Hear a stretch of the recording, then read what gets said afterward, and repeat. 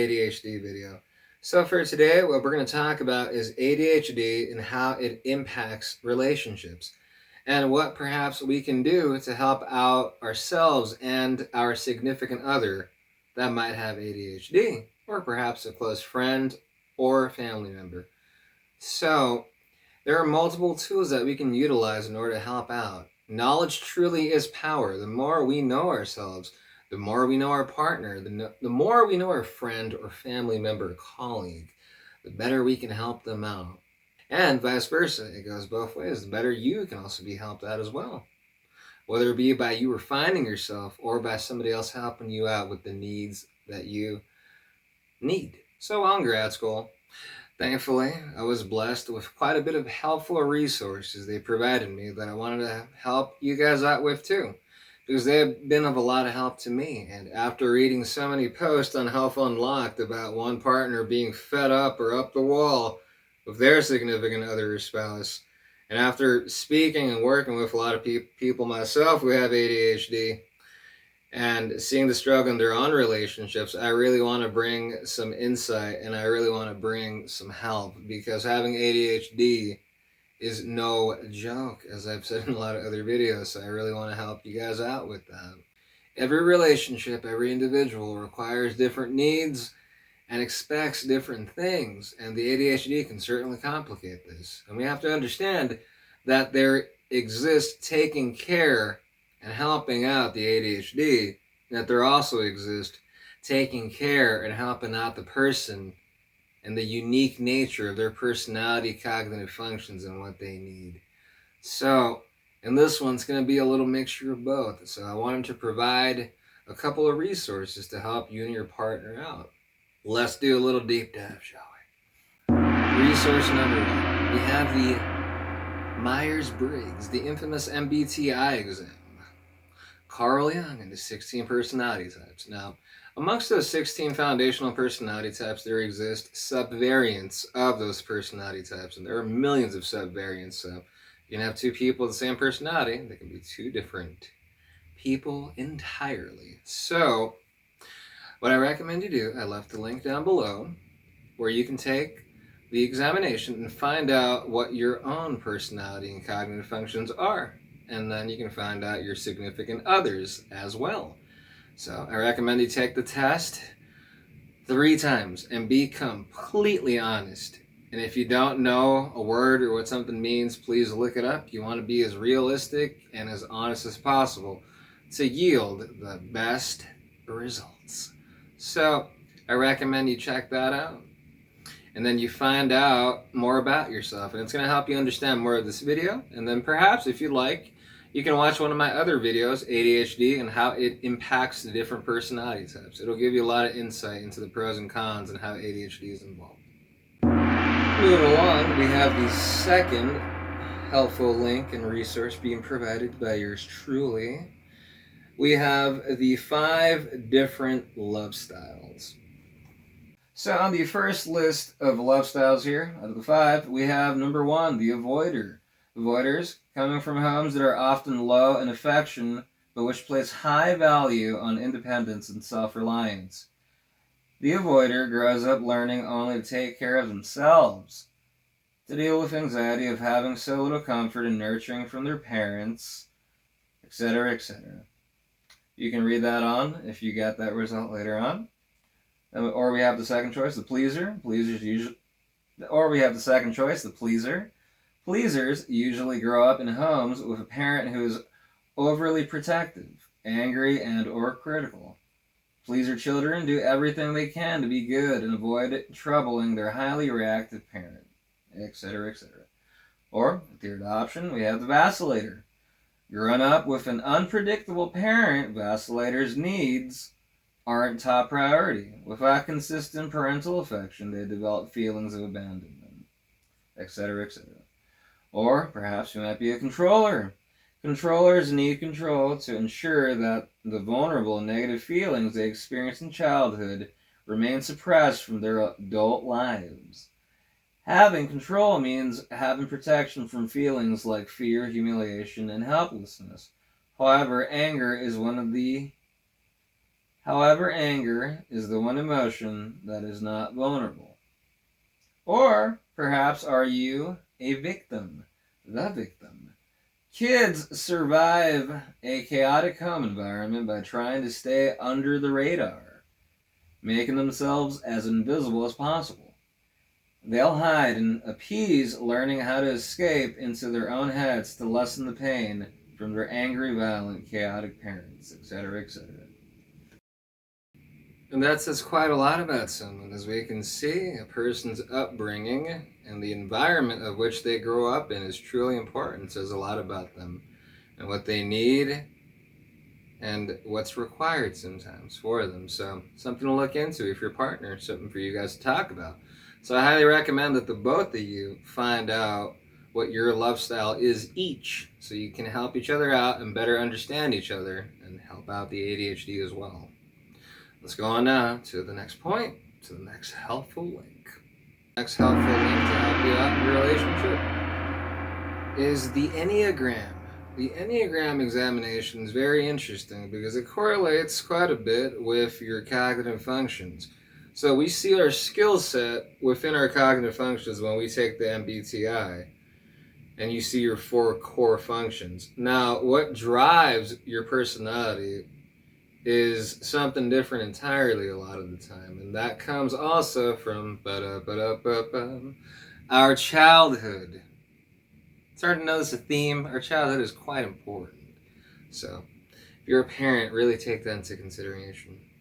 But going back to what I was saying, the Enneagram exam, basically, it gets its information, interestingly enough, well, besides the questions, obviously, but it's a big reflection upon a lot of our childhood trauma. Now, all of us have different sorts of traumatic incidents of different levels and different varieties, and we were younger, and a lot of the time that's what forms our Enneagram function. So when I found out my Enneagram function, it was like, wow, this makes a lot of sense.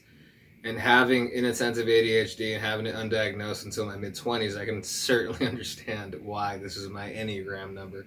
So a lot of introspection, a lot of deep dive learning I did for myself, and I'm like, wow, I have a lot of these characteristics, and wow, do I need to work on this and that and this and that. So you're probably going to have one of those moments as well. So I recommend you and your partner go individually and take the Enneagram exam so you can see what your biggest drives are. The Enneagram exam yields quite a bit of information. It's going to give you a lot of information as to what situations and circumstances can be helpful and which ones are not helpful, what you kind of need, what, habits and things of that nature that can certainly be of benefit to know for your partner and for yourself. So the Enneagram exam is really helpful, and I really recommend it. The link is down below. Let's move on down to the next part. And for the final point of assistance here, we have the 5 different love languages. There are 5 different ways in which some research has shown that people show and require affection. So go check that out. Go take the examination. But first, let's do a little talking about it. So here we have the 5 love languages. These are things that we do in order to display and show our love to our friends and our significant other and other people, etc., etc. So the 5 love languages.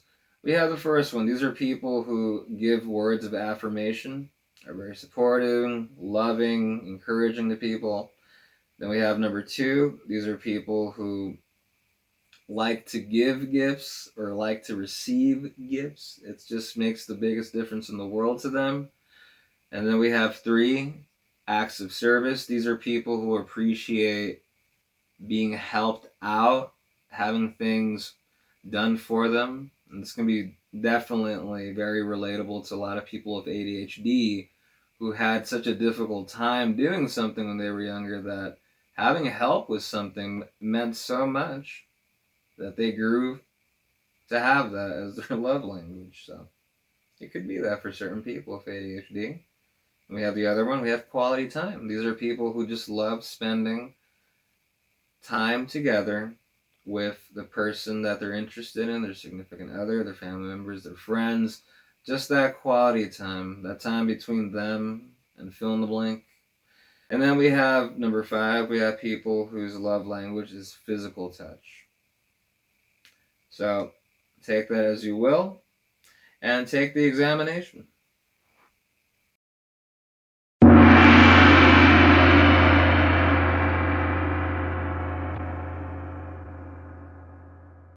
Well, golly me and golly geez, the ENFP and the ENTP. Howdy, y'all. So, for today's guest of honor, we have invited the ENFP and the ENTP to be the center of focus in this relationship ADHD collaboration video of sorts.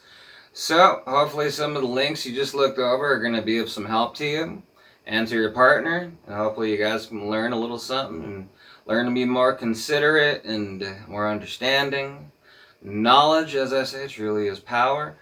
So, with that being said, let's take a look at the relationship that is a relationship with an ENFP and an ENTP. So, I've had multiple friends who have been ENTPs and ENFPs.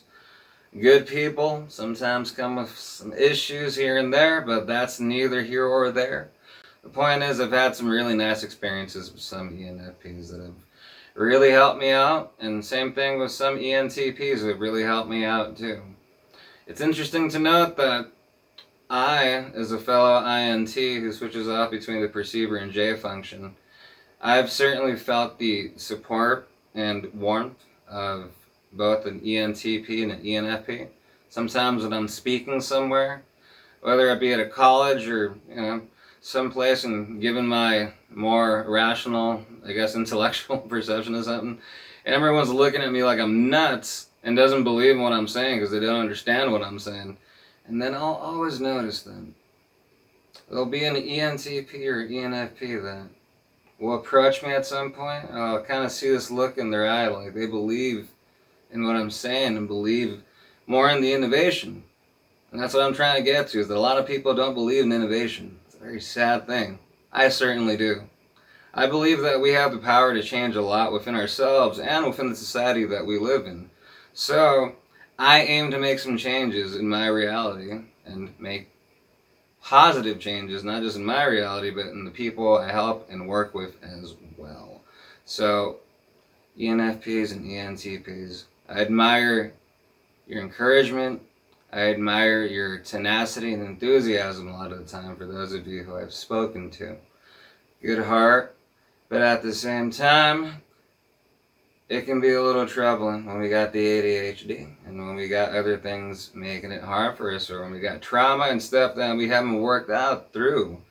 This can reflect in our relationship in ways that we might not even be aware of. So it's good to get informed and it's good to know. So anyway, going now to the nitty-gritty of the subject matter of discussion, let's talk about the dominant function of the ENFP ENTP. Let's take a look.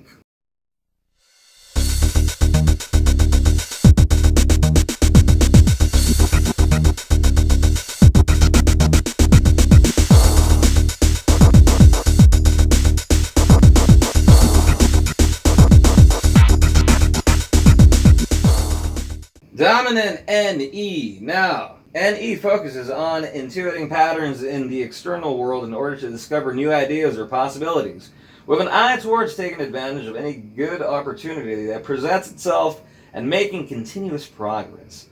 When NE DOMs rely too heavily upon NE, they will identify with NE's activities, using their creative openness to construct the foundation of their identity. Because of this, NE will feel continually threatened by the SI perspective, because SI has the potential to disrupt or shatter one's ego image. Now, SI is focused on methodically collecting and sorting personal relevant facts and details in order to feel grounded in one's own framework of prior knowledge. But NE tends to misinterpret SI as being boring, overcautious, repetitive, or even stagnant and pointless. Ultimately, NE forcefully rejects the SE perspective because it fears that getting bogged down in tiny details is wasting precious time that could otherwise be used for pursuing new possibilities. Now that we've gone over the definition of NE, the dominant function of the ENTP ENFP, let's go over now some of the weaknesses that come with having NE as the dominant function. Now, let's understand first that not all of these are going to apply. Some of these are not going to apply at all, and some of these are going to hit home pretty closely. So, let's go into this with an open mind. If we go into this with a mind just combative and just not ready to interpret some of these things, then right now might not be the best time to look over this. So I encourage you, if you're not in the best headspace, to come back to this at a different time. But if you're in the right headspace and feel good and really want to learn a bit more about yourself perhaps, then come into this with an open mind, open heart, and let's do some learning. Keep in mind, not all these points are going to apply. This is just what some of the research has shown. So, let's take a look. Weaknesses of NE dominance. Weaknesses usually stem from NE SI imbalances. Now, to reiterate, the points that are highlighted in red are ones where the ADHD can potentially make the difficulty a lot worse. That's not to say that the ones that are not highlighted in red can be affected by ADHD. They certainly can, but from what I've seen and from what I've heard others report, some of these might be common scenarios of difficulty when you're an ENTP, ENFP who has ADHD. Might not. So let's move forward. First point in red, have difficulty with managing details carefully or learning methodically. Next point, sometimes make faulty inferences or pursue unrealistic ideas. So I want to real quick just kind of take a little pause and go to that first point again. Have difficulty with managing details carefully or learning methodically. So if that's a difficulty of the cognitive function of the ENTP, ENFP, this is certainly going to be even more difficult when you have ADHD. Because with ADHD, we have difficulty with short-term memory. So we're going to have difficulty remembering what we have to do or being told instructions some of the time. And it's difficult for us with ADHD to do a lot of follow-up sometimes. We want immediate results, and we want to be able to do what we can right away. And as we've learned in life, that's not always possible. So that might be an area of difficulty. And with that second point in red, that sometimes makes faulty inferences or pursue unrealistic ideas, when you throw in hyper-focusing in there, when someone with ADHD is so intent and focused on that, to which they lose perception of time, of anything else, and are just being stimulated, the reward system is being stimulated by the idea or the actions by which you're doing. So, we got to be careful not to pursue things that are not really realistic. And here's where we have to balance out the SI function. Because while we might like innovation and might like to push the limits some of the time, we have to understand that reality is still grounded on certain limitations. And there are bureaucratic rules, and some good and some suck, but that's just kind of the reality of it. So we got to look into the details before we throw ourselves into something, because it can unfortunately become a waste of time. If we tried so much and then we just miss one detail that, like, had we known that earlier, we would have stopped doing a certain project or stopped hyper-focusing on that, and we could have improved upon it and gone to something else. So perhaps something to be careful about. And it's pretty tough. I know when you're trying to really dive into something and you're driven so much by it, and it's just like, crap, I can't do it because of this or that, and it doesn't mean you can't refine that idea and do something else with it. I truly believe with refinement and changing certain details of certain things that sometimes you can still do the same goal. Hopefully it's a good goal with good intention. So, moving on. Tend to overlook personal needs or priorities because of excessive attention paid to external events. Now, the overlooking of personal needs and priorities because of paying attention to external events, yeah. With ADHD, especially if we're not taking care of the condition, we're going to need that stimulation, that neurochemistry stimulation. So we're going to perhaps be doing a lot of outings and trips that might not be within the budget, or unfortunately sometimes that we're not going to eat well, we're not going to sleep well, our decision making is going to become flawed because of this. We might make some bad decisions and then we still have to commit to them because we made those decisions maybe contractually or stuff of that nature. So it needs to be a balance in that regard. If you have difficulty looking after yourself, if you have difficulty eating consistently, getting nourished, and sleeping, and getting enough sleep, if you consistently have issues with that, that's going to greatly impact the ADHD in a negative manner. So we got to be careful because of that. You can utilize apps, you can utilize calendars, notes, stuff on the wall, boards on the wall you can write on, sticky notes, and yeah, with phone apps you can do so much, and there's a lot of things out there that can help out. So do yourself a favor if you have difficulty with that. Next point, can have tunnel vision when they are taken by an idea / possibility. This is referring back to the earlier point that if you're hyper focusing on something, that tunnel vision is going to become really, really profound. And you're going to kind of forget about other stuff going on. And perhaps at this point, you might even start forgetting important responsibilities. Not just nourishment and sleep, but other stuff like appointments, picking up the kids, you know what I mean? The stuff on the stove, the stuff in the oven, you forgot something at the gym, lock the keys in the car. I can just go on and on and on. So you get the point. You get the ordeal. If you have ADHD, I'm sure you've done some of those. I certainly have. So we got to be careful. We got to use, the tools that are available to us to help us out. Alarms, the phone. I'm telling you, you can really use the phone to help you out. Moving along. Next point. Do not invest enough in material stability or security. Next point. Difficulty understanding that making good choices involves methodically examining whether behaviors will actually produce real, tangible progress or personal improvement. This can be really difficult when we're going into an idea or a project that's stimulating the ADHD, and it's so stimulating that we're like, hey, let's not really look into the details that would really stop this from being a reality.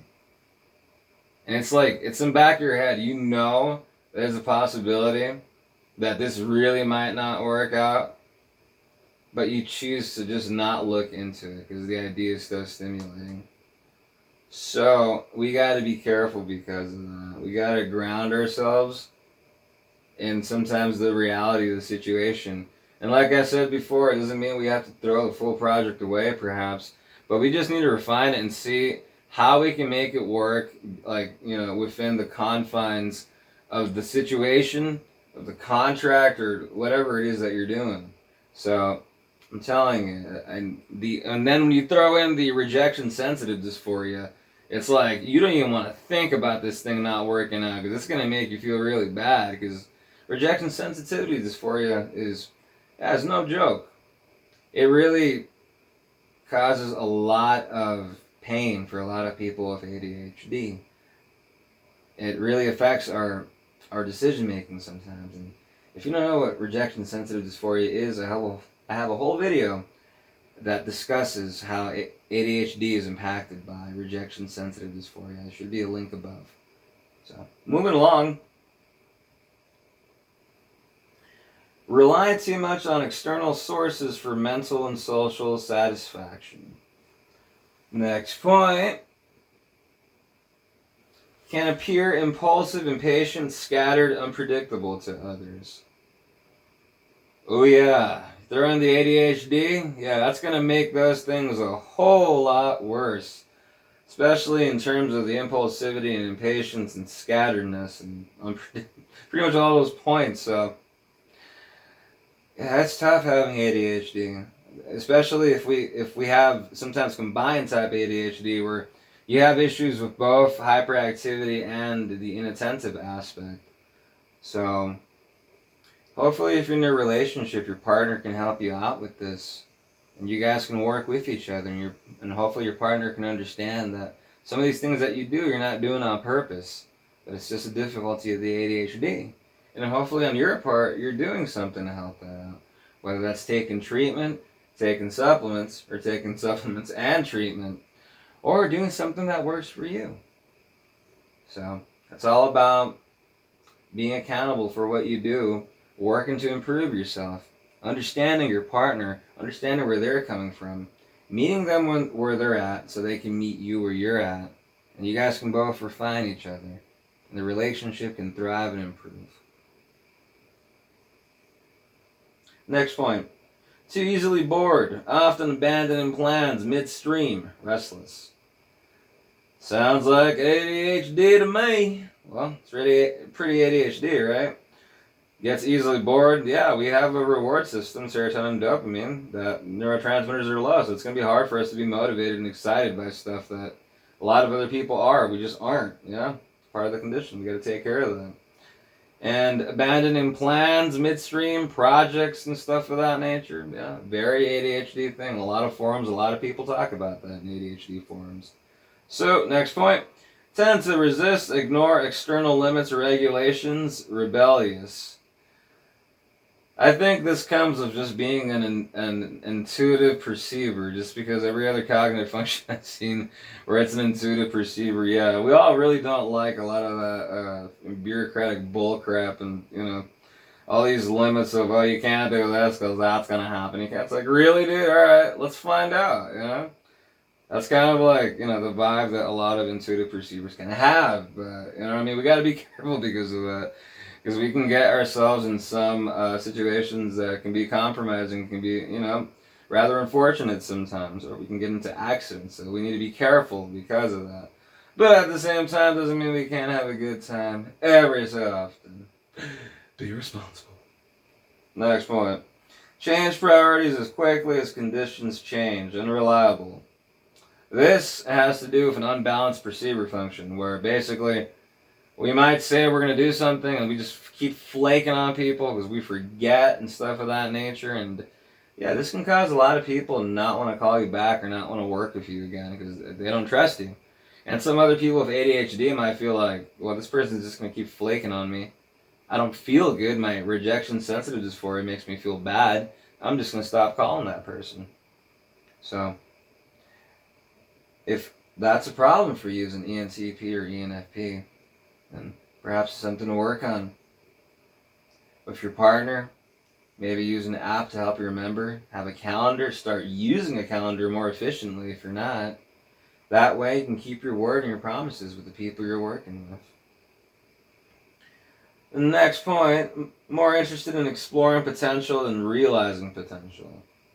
I.e., have trouble implementing ideas planned successfully.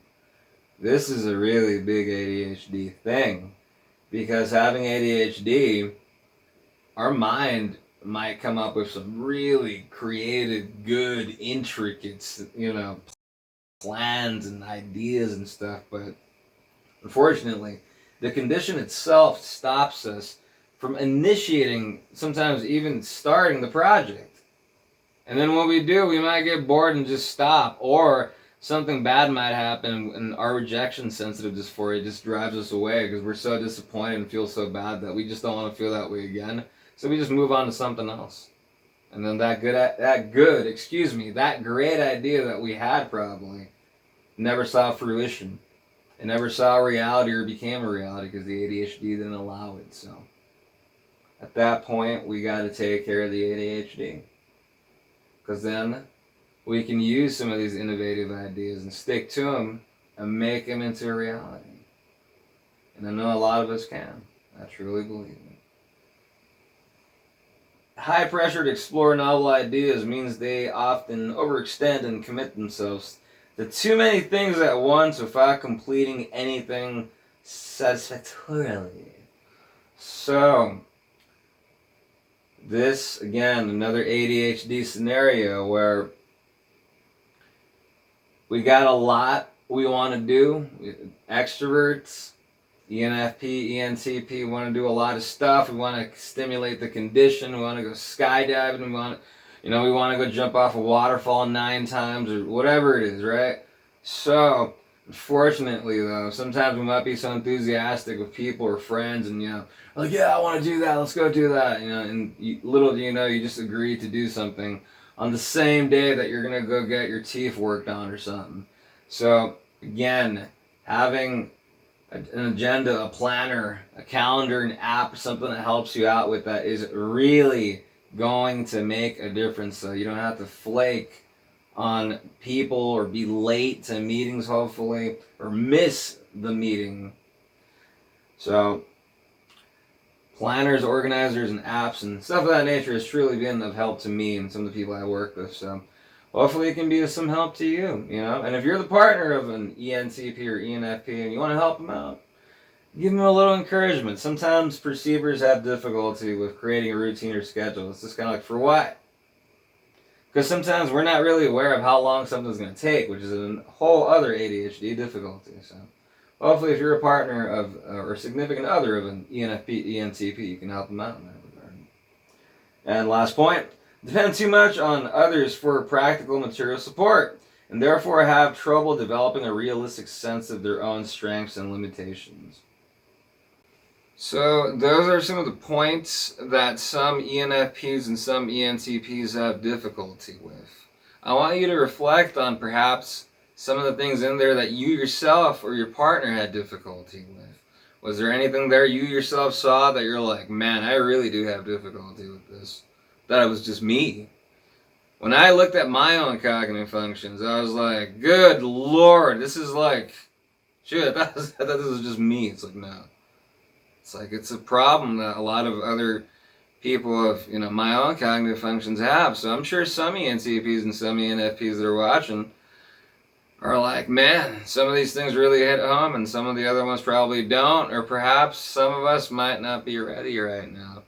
And some of this might be a little off-putting. It's just like, I don't know. I don't got trouble with it. It's okay.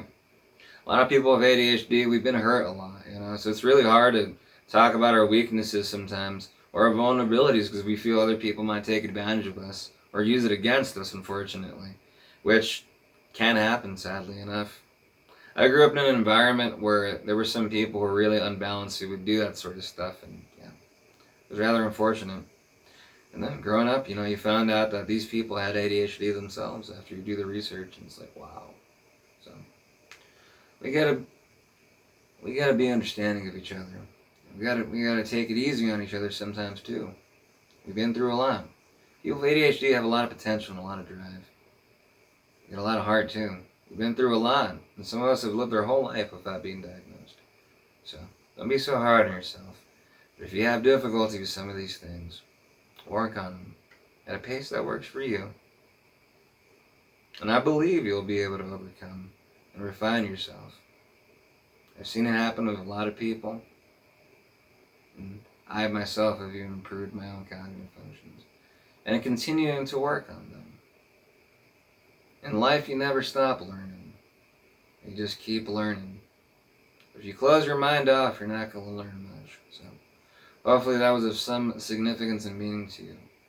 Now I want to jump on to what drives a good amount of ENFPs and ENTPs insane. What trolls them, what triggers them, what pisses them off, whatever you want to call it. What makes them feel bad, basically, according to some research done. So some of these might hit home and some of these might not. The point is, if you're dating an ENFP or ENTP, help your partner not be around these things. If they don't have to be, or if they have to, you gotta compromise. Of course, that's life sometimes, and if you're an ENTP or ENFP yourself, be aware of these things, be mindful of yourself, and don't put yourself in scenarios where these things might happen pretty often, or where you go into a field where this is going to happen a lot. Because if you're in an environment where your cognitive functions are really sort of being trolled and you're being made to feel bad constantly, that can be really tough, and you can lash out and become resentful. Depression can kick in, and it sucks. So the more we know ourselves, the better we can make decisions in our life, so we don't jump into things or go places or do things that are going to make us feel pretty harsh.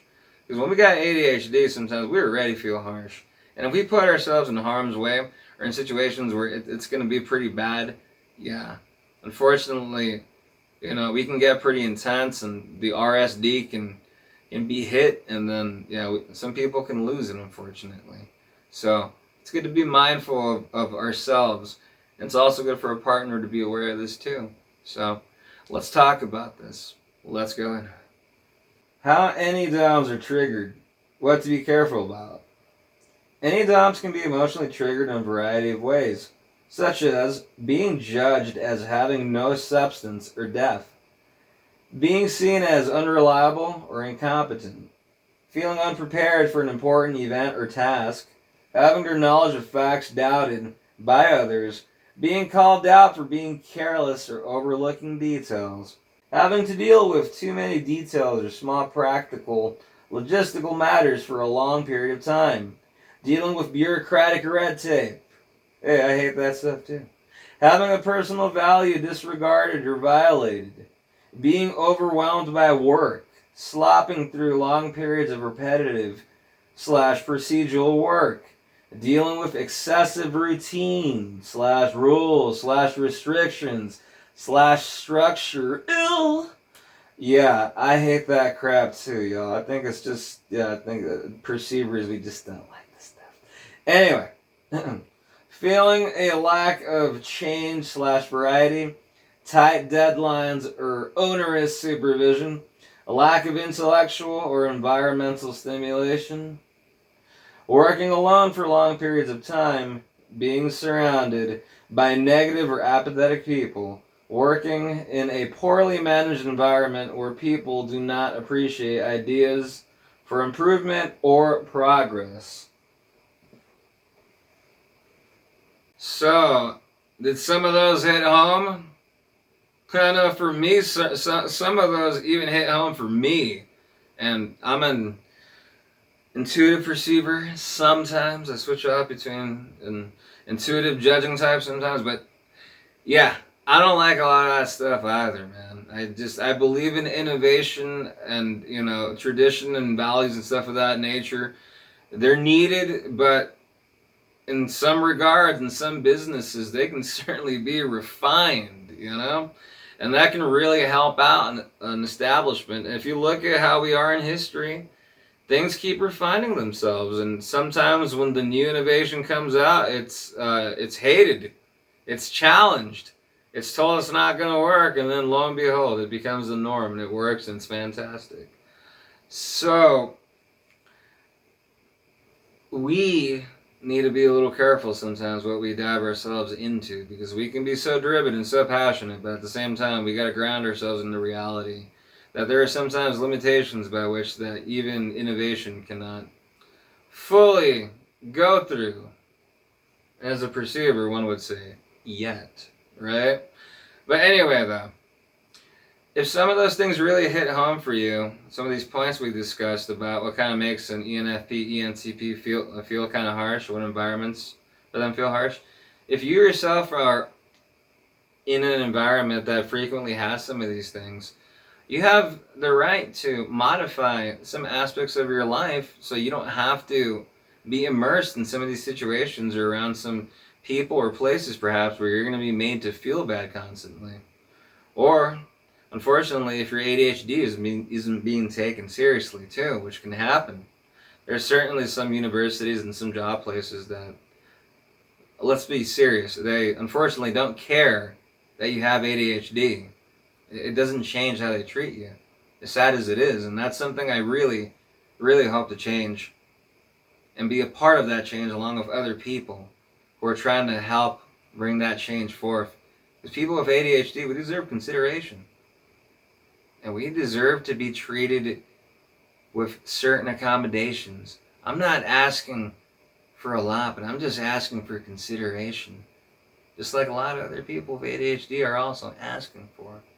So, if you're in a working location, you have a job where your ADHD is not being considered, and your cognitive functions are being compromised in an environment that's just totally not for you, it might be time to start planning to get a different gig, get a different job, go to a different school, or whatever it is you need to do. It's really tough when you have a condition like ADHD or any other condition, and then you're asked and almost forced to act and behave and do things just like neurotypicals, other people who don't have the condition or who don't have ADHD or any other condition. And we're asked to be as good as them, and why aren't we as good as them? It really saddens me to see how many forums I see people talking about that. It's also really sad the stuff I've had to have gone through as well. I eventually plan to write a book on the university journey of someone with ADHD. I'm going to talk about every technique I learned, all the stuff universities don't tell you, how to stand up for yourself if you have ADHD, how to manage your time, how to manage your work, how to utilize your cognitive functions, and how to take care of the ADHD well-roundedly so you can make university or college work for you. Because in certain fields and certain careers, you need a degree. You need either your bachelor or your master's. Now, I'm not saying that you can't go and become a millionaire and just not go to school. Of course, there's many people I've met, super intellectual people, who get rich off a career that they made for themselves, and they didn't go to school at all. And by that token, too, I've met many people who have PhDs who are absolute morons. So, yeah, it really depends on the individual and how good they are at follow-up and their tenacity and stuff of that nature. If you're an ENTP or ENFP with ADHD, or if you're dating an ENTP or ENFP with ADHD, take these points into consideration. Work with your partner. Understand them. Try to help them not being around some of these scenarios, or, not put them in harm's way if you don't have to. Sometimes we have to compromise. We have to go to places and be around certain things or people that might be tough for us, and that's okay. But sometimes if we don't have to, if we need a little break, or if we can make a positive change in our lives, go ahead and do it. You matter. Your ADHD does too. So, take care of yourself. Be considerate of your partner. And hopefully they'll be considerate of you too. Knowing oneself, understanding oneself, and being considerate of oneself is truly important, especially in a relationship. I've seen ADHD destroy families. I've seen it cause divorce, all sorts of problems. I see the negative power that ADHD can have when it's not taken care of, or when one or both partners aren't aware of what's going on. So hopefully this video was of some insight. Down below are the links to a lot of the tests that you saw earlier on if you or your partner would like to take them. Also down below are all the points we discussed, all the bullet points we discussed. So if you want to download them for yourself or for your partner or for both of you, if you want to highlight what you have difficulty with or what you'd like to work on, you're welcome to do so.